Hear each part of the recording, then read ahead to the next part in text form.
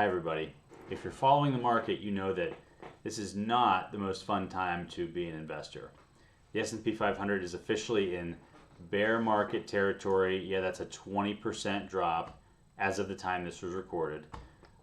There's negative storylines hitting us from all angles. As always, we're here to cut through all that noise and give you the information you need to hear. First off, if you told us we could only look at one piece of data to forecast the market, unquestionably that would be earnings. When it comes down to it, we're not invested in the government, we're not invested in the economy, though those things do have an impact. We're invested in companies. And when those companies are growing their earnings and becoming increasingly profitable, well, naturally the value of our investments should go up. So the good news that no one's talked about right now is that companies are coming off record highs in earnings from the first quarter, and consensus estimates are that earnings for the next 3 quarters are higher and higher and higher. So how's this happening? I mean, all these things going on. Think back to the COVID era. Despite all the pain we felt, all the disruption along the way, we leaped years ahead in terms of our adoption of technology. So one reason is while we're facing all sorts of challenges today, companies are operating extremely efficiently and finding ways to grow their bottom line. Now, when you have lower stock prices and rising earnings, what does that mean? That means stock valuations are actually starting to look pretty good. The market's actually trading below its historic average again in terms of a PE multiple, meaning that we believe stocks are priced at healthy levels. That's something we haven't been able to say for years, but here we are. So don't forget the market pulls back from time to time for a reason. That's why we call it a correction. Additionally, how about the bond market? Bonds are even looking more attractive.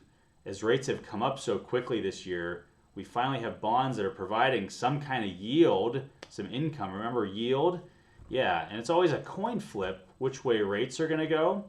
But we feel it's far less likely that rates climb substantially from where they are today versus where they sat 6 months ago.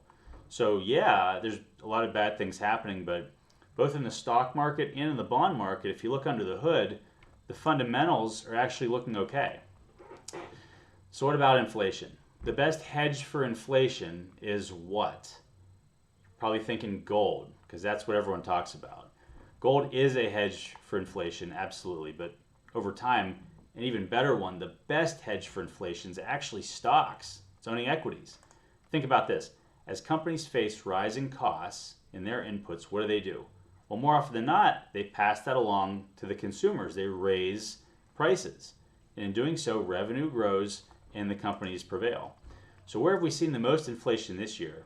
It's oil. Look at how well oil companies have done this year. It's a perfect example. So over time, there's no question that if you're worried about inflation, if you want to protect the purchasing power of your portfolio, you've got to maintain that exposure to stocks. And lastly, what about the big R word? Are we going to see a recession? Yeah, at this point, we really absolutely could. By definition, a recession is 2 consecutive quarters of negative real GDP growth. Last quarter was slightly negative. That means we're already halfway there.